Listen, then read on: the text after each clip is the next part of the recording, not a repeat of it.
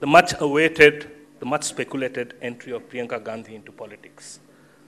What is it that made her take the plunge? What is it that made you go for this?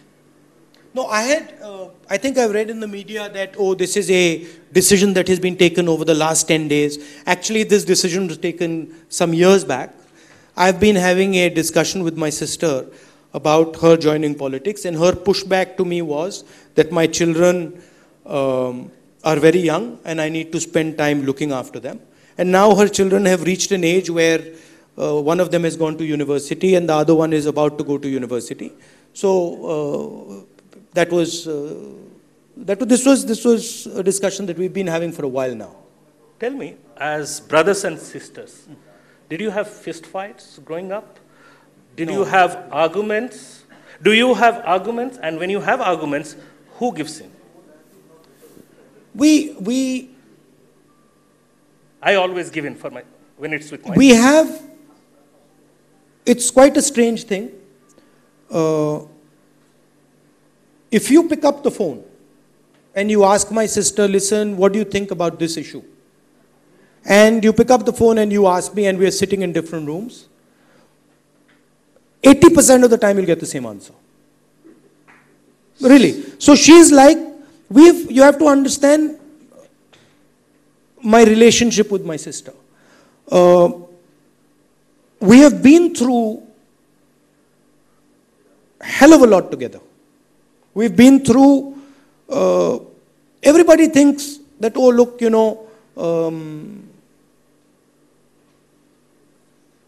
you come from this illustrious family and everything is easy. It's actually not that easy. We've had my father assassinated, my grandmother assassinated, huge political battles, wins in political battles, losses in political battles. So we've been through very hard sort of situations. And that has brought us very close together. So our way of operating is we give each other space.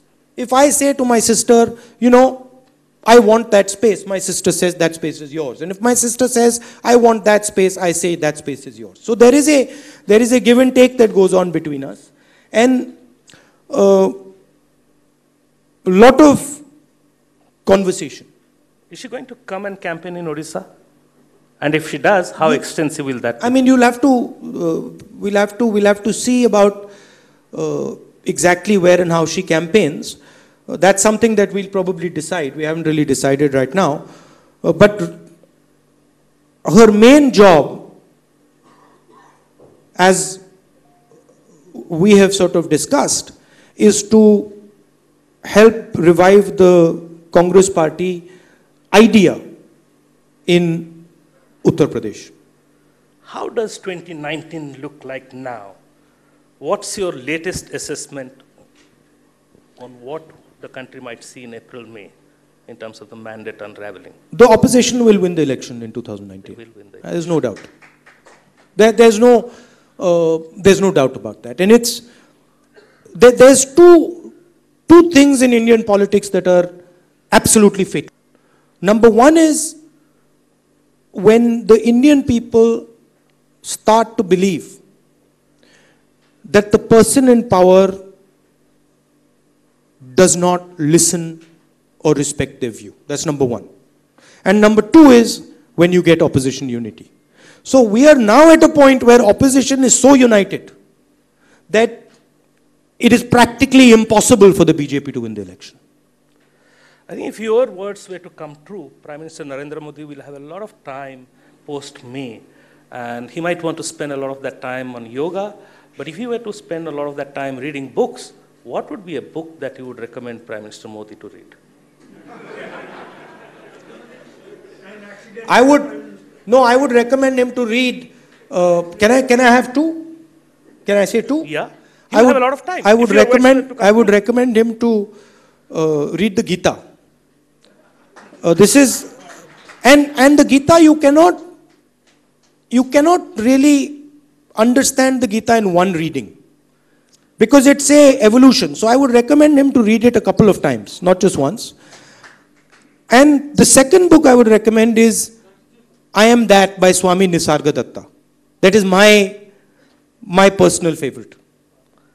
Well, thank you. That is also a similar book that teaches you how insignificant one is when compared to the universe. Maybe on his next birthday, because he has asked his party men and other colleagues not to present bouquets and instead come with books. Maybe on his next birthday, would you like to present him a copy? I'll give you a copy, you can give it to him. Well, that's pretty risky proposition. Well, thank you very much. I think we have had an exhilarating discussion.